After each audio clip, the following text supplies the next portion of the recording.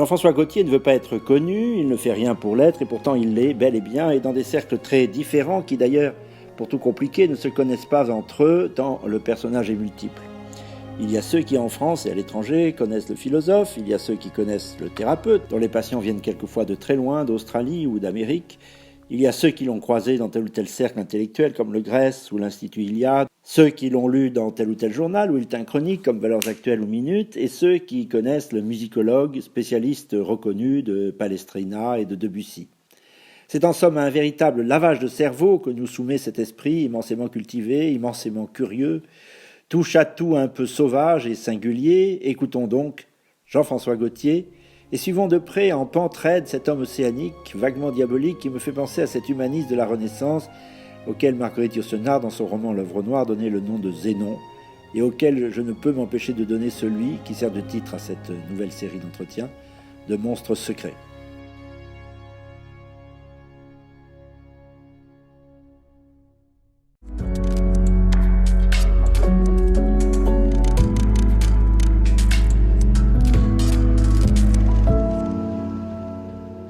Bienvenue dans Orage de papier, l'émission de la nouvelle librairie de TV Liberté.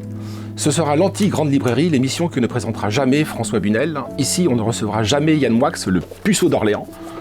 Poubelle. Alors pour ce numéro 1 d'Orage de papier, le numéro 1. Le grand Satan des salles de rédaction, le Yéti de la critique, sa gloire est une cathédrale de crachats, j'ai nommé Renaud Camus. Ceux qui naguère l'ont aimé ne citent son nom qu'en se pinçant le nez, aujourd'hui, et ceux qui ne l'ont pas lu, ou pas forcément lu, brandissent son œuvre comme un étendard, et oui, cette œuvre est un étendard, il l'a voulu telle, mais elle outrepasse très largement les divisions partisanes.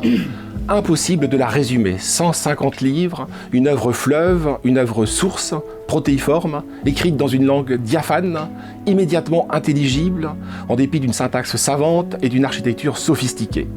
Imaginez un jardin à la française qui aurait rencontré les formes les plus minérales de l'art contemporain, une fête galante qui se serait glissée dans un tableau monochrome.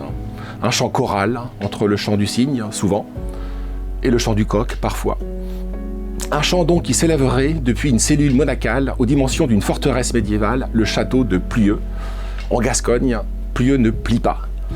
Plieux est un carré de géométrie et de mystère, un sanctuaire d'art contemporain et un refuge abritant un janséniste et un libertin, un moraliste et un poète, d'une poésie tout en retenue, qui se tient au seuil du lyrisme, un lyrisme étouffé, civilisé en un mot, classique en deux, l'avant-garde de l'arrière-garde, comme disait Roland Barthes, qui fut l'un de vos maîtres, vous qui êtes désormais le nôtre. Bonjour Renaud Camus.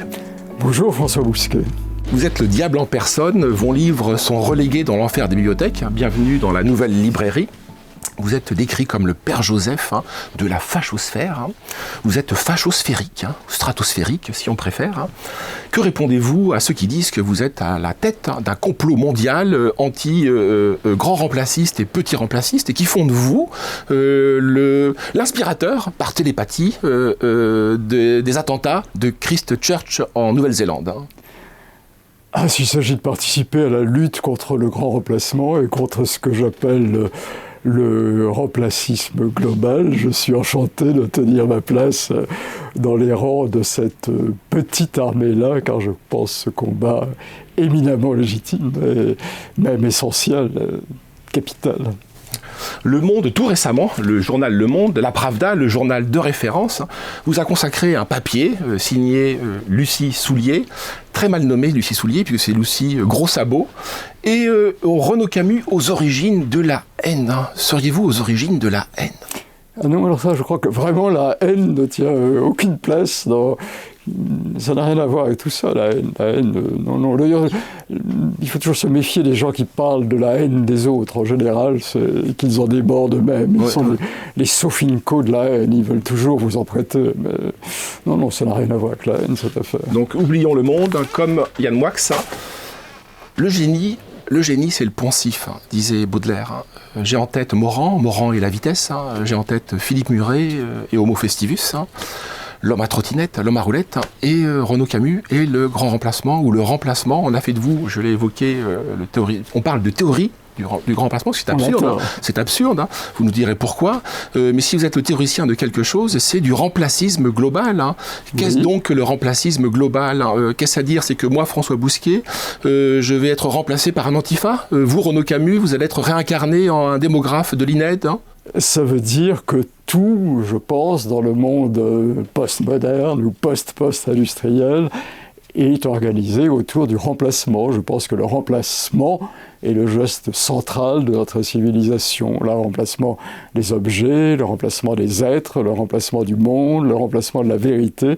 Tout est remplacé. Le marbre par l'aggloméré, Venise par Las Vegas, Las Vegas par Las Vegas en Espagne, etc.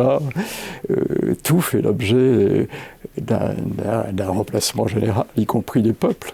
C'est un paradigme, en vérité, le remplacisme global, oui. qu'on peut décliner dans tous les champs, et à la toute fin, le vivant par le synthétique. Absolument, on peut le décliner dans tous les champs, ce qui est d'ailleurs un tout petit peu inquiétant pour celui qui lance cette théorie, parce qu'évidemment, comme tous les fous, il la retrouve partout. Ouais. Moi, je vois en effet le remplacement absolument partout. Ça ouvre toutes les portes, ce qui est un tout petit peu préoccupant, parce que les théories doivent cafouiller un peu. Celle-là, jusqu'à présent, ne cafouille pas trop. On voit tout, en effet, remplacé. Mais il me semble que lorsque Baudelaire parle le génie, c'est le poncif, il me semble que la suite, également, il parle de l'homme à l'idée fixe, à propos du génie, du monocausalisme. Et pour être un contre-écrivain, je le crois, il faut être obsessionnel. Donc ça doit corroborer votre vision du monde sur le remplacisme.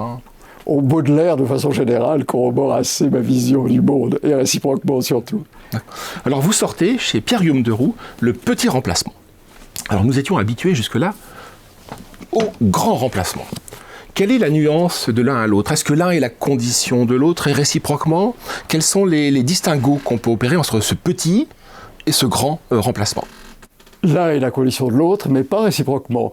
L'un est la condition de l'autre, oui, bien sûr, il n'y aurait pas le grand remplacement est absolument impossible sans le petit remplacement. Comme j'aime à dire, les peuples qui connaissent leurs classiques ne se laissent pas mener dans les poubelles de l'histoire sans rechigner. Il fallait le petit remplacement, c'est-à-dire le changement de culture, pour permettre le changement de peuple, qui est le changement de civilisation. Alors dans ce recueil, il y a, sauf faire de ma part, 6 textes. La dictature de la petite bourgeoisie, la grande déculturation, décivilisation, les inhéritiers, la civilisation des prénoms et le mot musique. Le tout constitue donc ce volume, le petit remplacement. La dictature de la petite bourgeoisie toujours m'intrigue, étant moi-même d'extraction petite bourgeoise. Et je me permets de vous lire le dernier numéro d'Éléments, où nous définissons P comme petit bourgeois, l'infanterie du populisme, laissez-la vivre. Le dictionnaire des populismes n'échappe pas à l'universel mépris pour le petit bourgeois. C'est malheureusement l'irremplaçable Olivier Rey qui signe la notice, et elle fait suite à l'exécution, en bonne et due forme du très grand Renaud Camus. Et ces lignes me semblent la meilleure juge. C'est la petite bourgeoisie en France, disait-il, qu'est la classe sérieuse, pas mystique, mais consciencieuse. Que leur voulez-vous à ces petits bourgeois? Ils sont déjà petits et vous les piétinez par votre mépris. Pas du tout, ils ne sont pas petits, ils sont le pouvoir universel, ils sont l'ensemble du monde. La petite bourgeoisie est devenue, comme l'a bien vu Giorgio Agamben, la forme actuelle du monde et du pouvoir. Tout le monde est petit bourgeois, y compris l'hyperclasse d'ailleurs.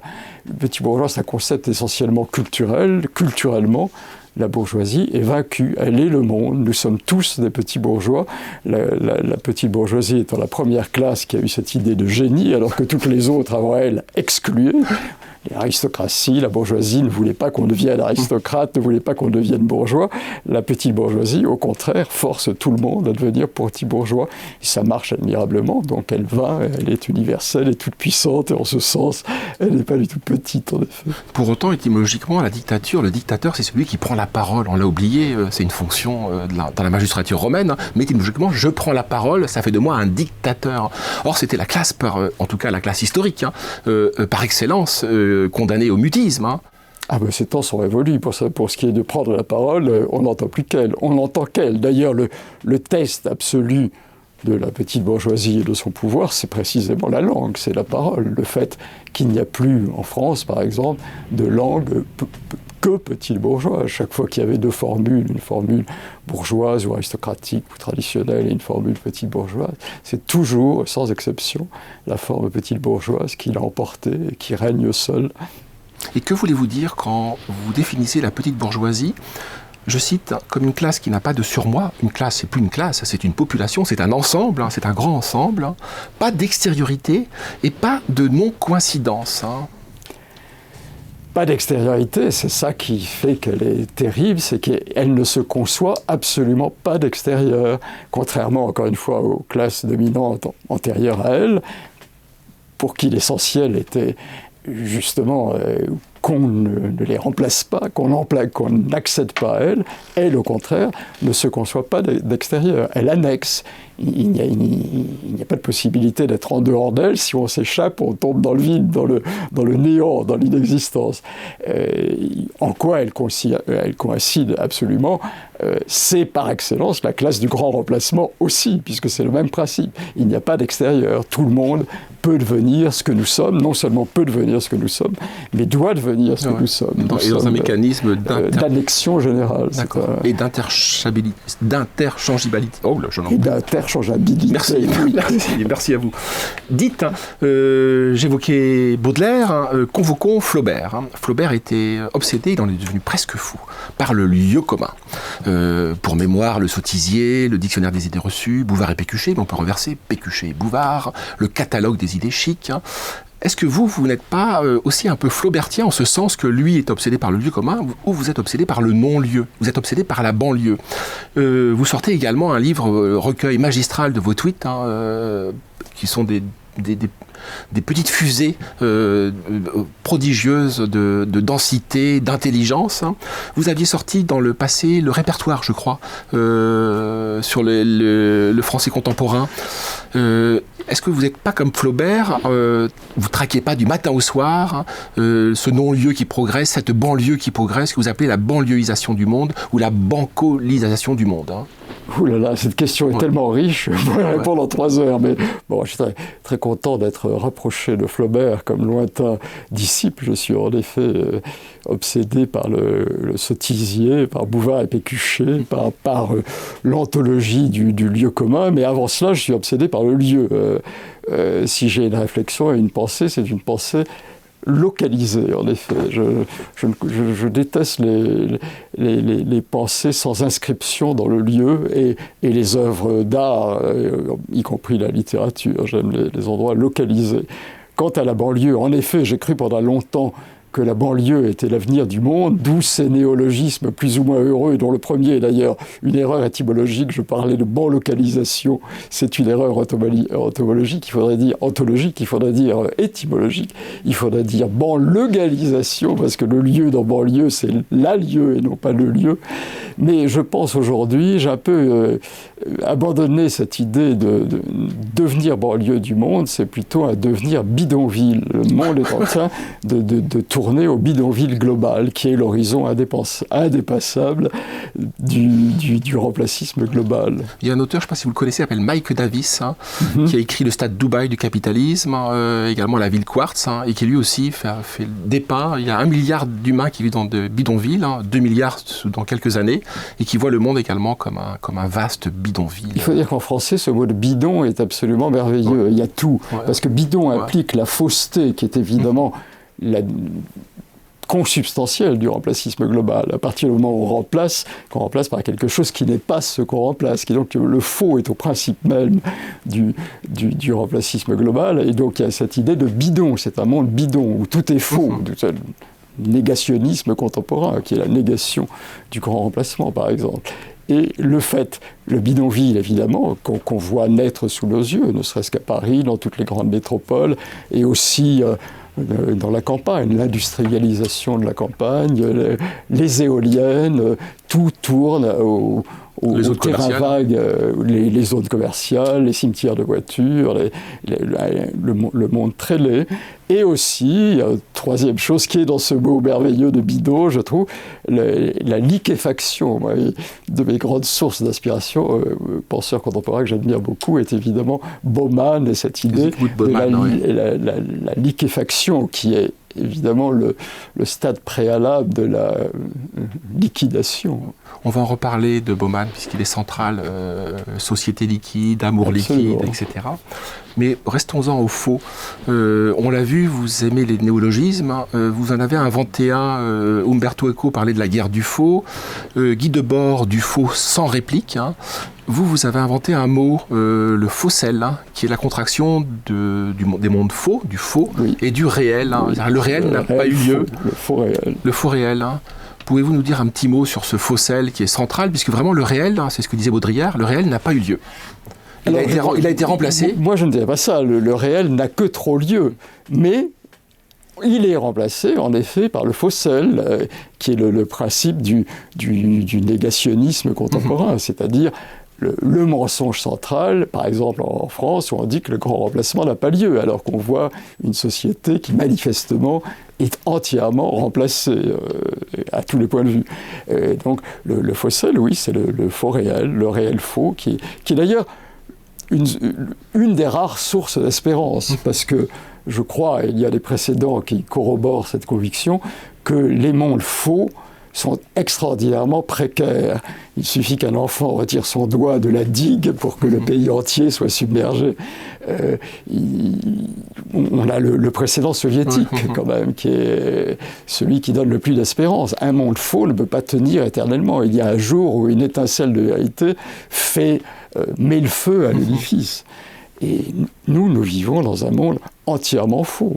Et on voit d'ailleurs les faussaires, et les faussellistes, les tenants du négationnisme aujourd'hui, du néo-négationnisme, s'affoler, entrer dans la contradiction totale, se contredire à l'intérieur d'une même phrase à propos du grand remplacement, par exemple, qui n'ose plus nier. Alors il donne d'autres définitions pour dire la même chose. Il l'édulcore, il l'euphémise, Zygmunt Bauman, vous êtes très attaché à la grammaire, hein, très attaché à la syntaxe, très attaché plus largement à la forme. Hein. On a oublié à quel point la forme était le point de départ de la civilisation. Quand on passe des titans aux dieux, la Grèce naît avec la forme, hein, l'ordre du monde, l'ordonnancement du monde. Hein. Et tout Bauman, et tout Camus, repose précisément sur cette introduction du monde gazeux, du monde liquide. Hein. Vous avez évoqué la liquéfaction, les choses se liquéfient. Donc en réalité, c'est la liquidation générale à laquelle c'est peut-être le prélude à une liquidation, ou les prolégomènes d'une liquidation. La liquéfaction est le prélude à la liquidation, oui, bien sûr. Et en quoi la forme est centrale, en particulier la forme dans le langage. Hein. Les gens ont du mal à concevoir ce qu'est la syntaxe. Hein. La syntaxe, c'est l'armature de la phrase, c'est l'armature de la pensée, c'est la colonne vertébrale de la pensée.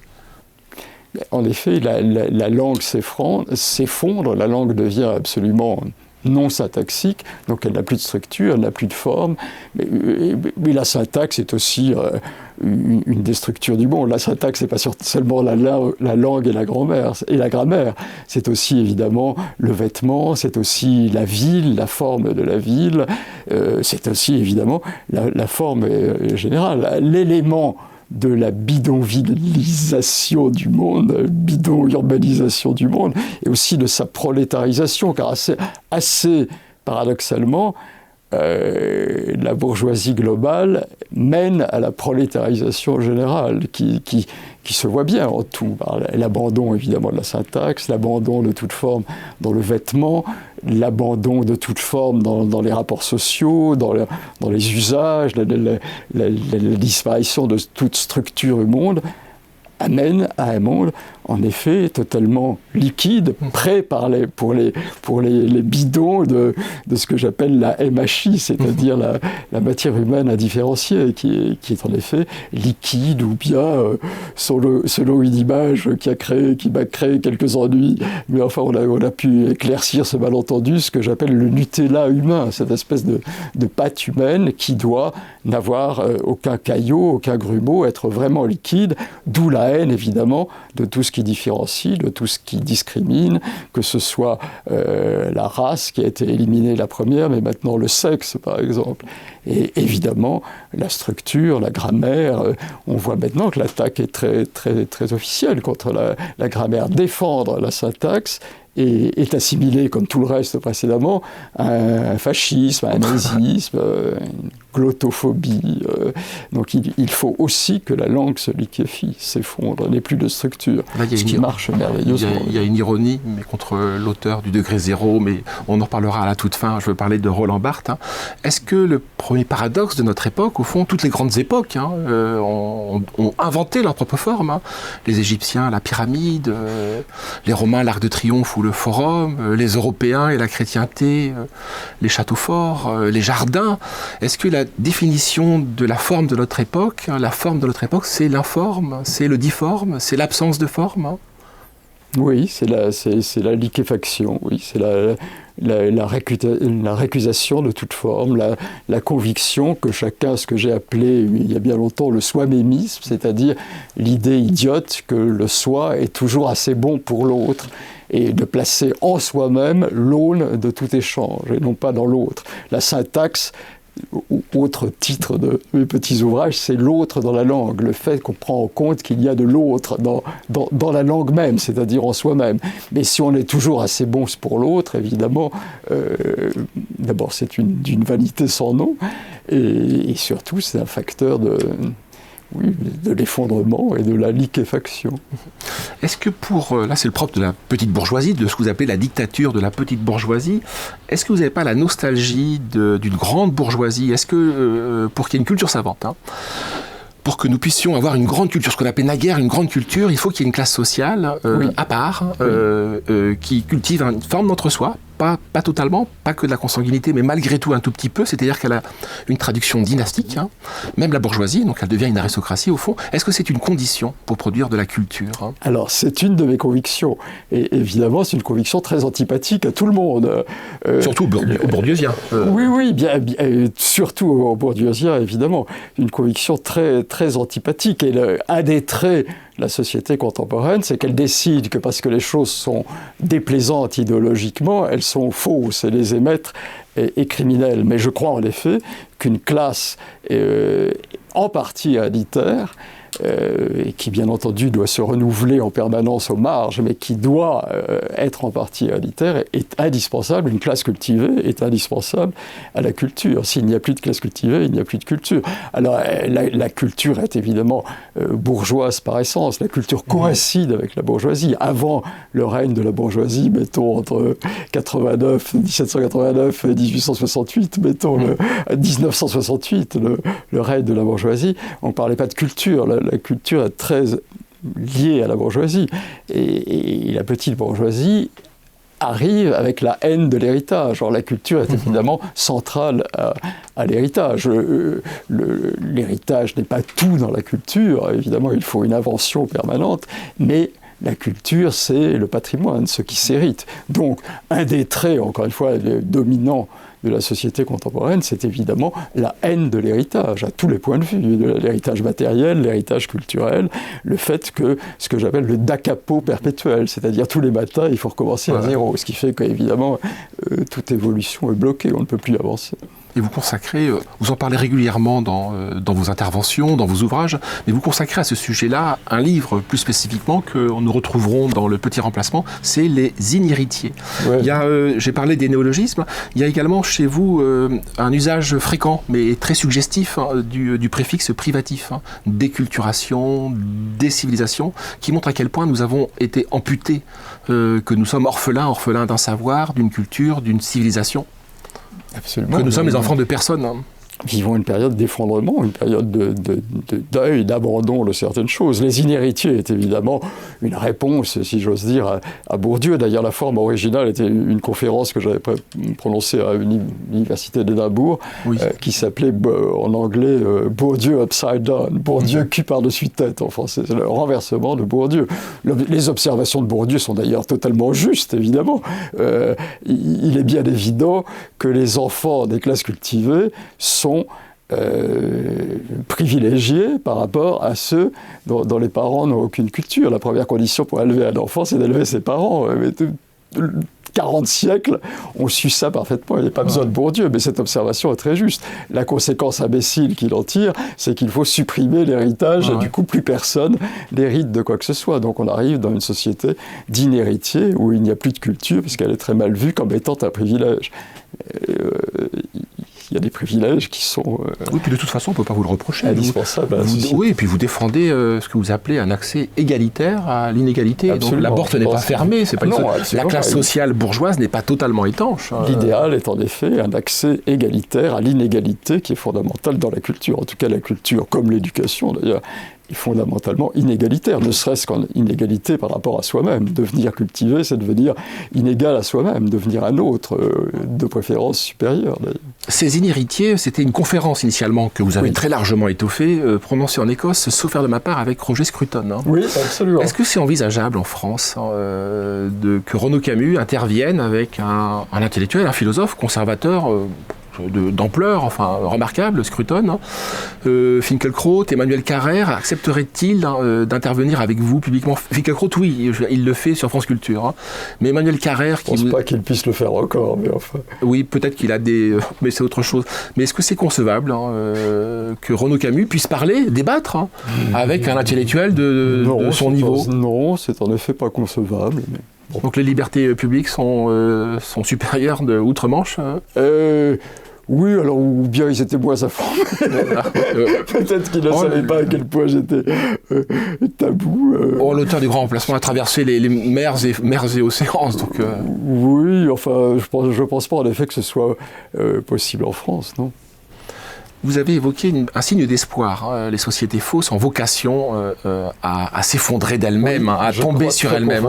Quels sont les autres signes d'espoir? Comment reciviliser, pour parler comme Renaud Camus? Comment reculturer, si je puis dire, hein?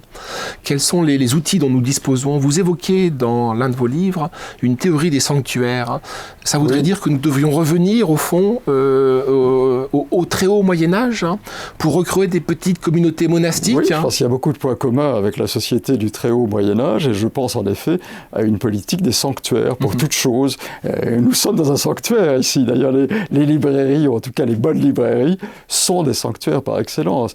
Un autre signe d'espérance, et je dis qu'il n'y a plus de classes cultivées, mais il y a malgré tout des gens cultivés, des êtres cultivés, y compris les jeunes gens. Et d'ailleurs, on en voit dans cette librairie. Mais il faut les sanctuaires pour tout. Il faut les sanctuaires pour la beauté du monde, qui est le monde est en train de devenir épouvantable. Enfin, on voit la laideur gagnée partout. Une des choses que je propose obstinément est évidemment de sanctuariser le vide, par exemple. Ce qui manque le plus à notre société, ça va être le vide, y compris dans l'espace. Les endroits qui ne sont pas encore laids devraient être absolument sanctuarisés. L'école devrait être sanctuarisée sur le fondement, à mon avis, du triple volontariat des parents, des professeurs et des élèves eux-mêmes. On ne peut pas éduquer des gens qui ne veulent pas l'être, ou dont les parents ne veulent pas l'être, ou avec des professeurs qui ne veulent pas enseigner, c'est-à-dire qui ne veulent pas se soumettre à la forme. Tout doit être...